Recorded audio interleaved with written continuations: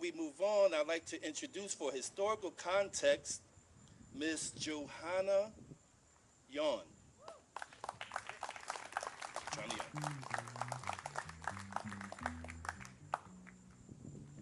Good evening, everyone. Thank you for having me. Just find my paper here.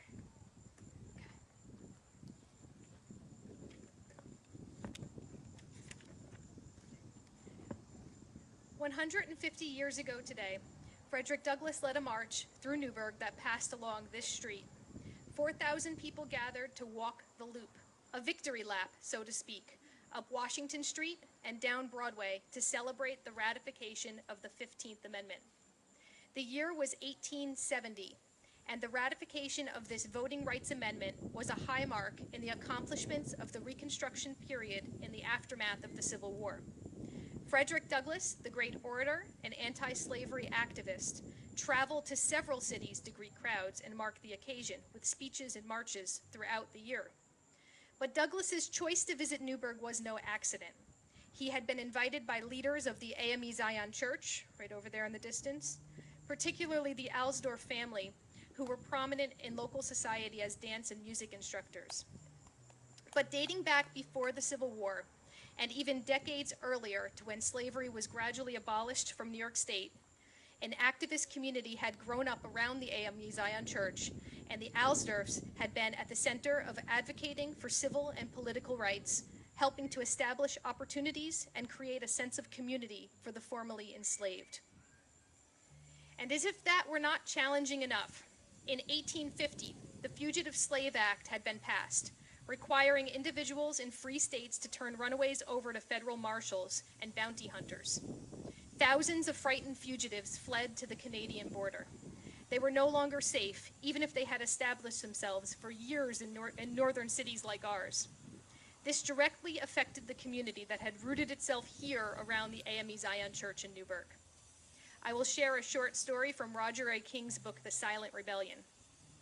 A man named John fled bondage in the South in 1848. Upon his arrival in Newburgh, he took the last name Washington and opened a successful barber shop. 2 years later, when a Fugitive Slave Act was passed, John Washington refused to leave his home and business. He lived for 4 years this way until one morning in 1854, when his customers arrived and found his shop empty. John had heard that his former master had discovered his whereabouts and was on his way to Newburgh, so he had slipped into hiding. When the master tried to find John, a group of his friends, calling themselves the Friends of Humanity, offered to pay for John's freedom, but the master was unwilling to come to terms. By the time the negotiations were abandoned, John had made his way to Canada to start his life over again. As incidents like this intensified, Newburgh became a way station with a network of safe houses for fugitives to make their way to freedom. The network was secretive, and therefore we will never know the full extent of what happened here. Years later, though, in 1885, a Goshen man named W.M. Vail was interviewed about the Underground Railroad, and his story gives us another small glimpse into Newburgh's past. Runaways occasionally found it necessary in coming through Pennsylvania to come up to the Valley of Chester, where several members of the Bull family were kindly disposed towards them. Sometimes they would send them to Newburgh with a note for the Alsdorfs. When that was impractical, they would send them up to Goshen, where A.S. Murray was director of the Erie Railroad, and being an anti-slavery man, used to help them in the manner of furnishing passes. In 1858, a freight train arrived, and a poor runaway slave and his wife and 2 children came into my store. They were barefooted and their feet torn and bloody.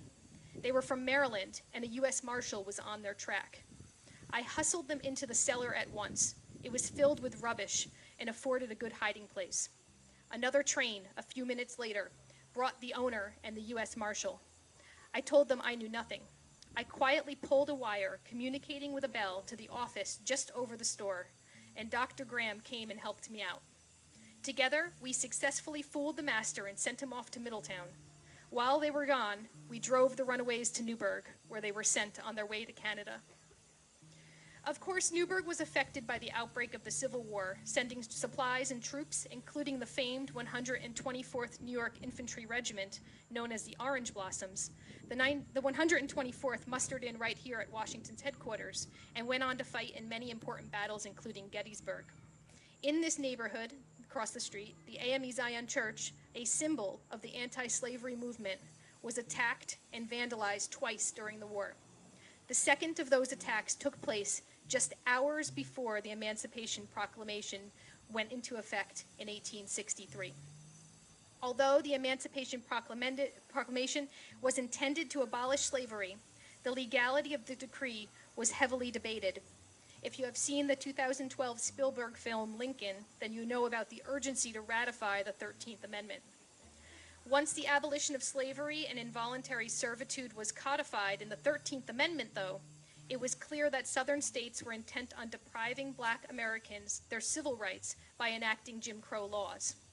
In 1866, Congress passed the Civil Rights Act, but it was vetoed by President Andrew Johnson.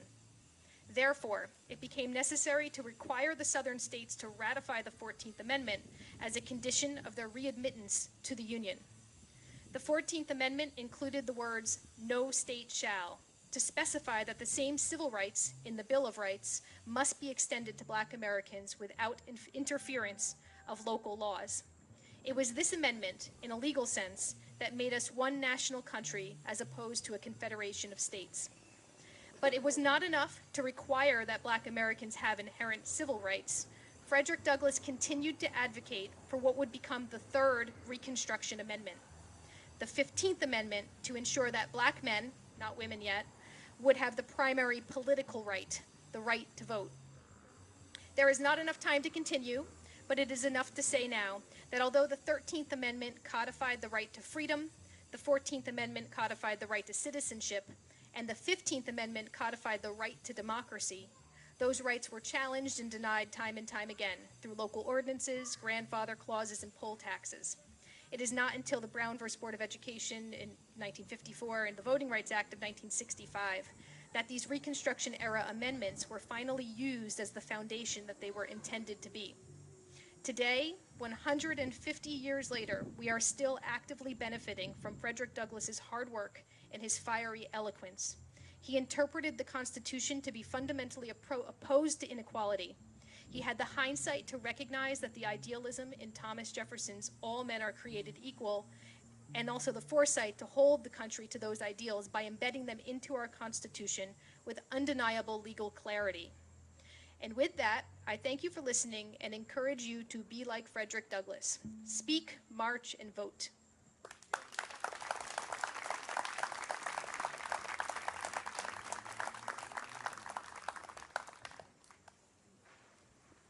Thank you, Johanna, for that wonderful recount of our history.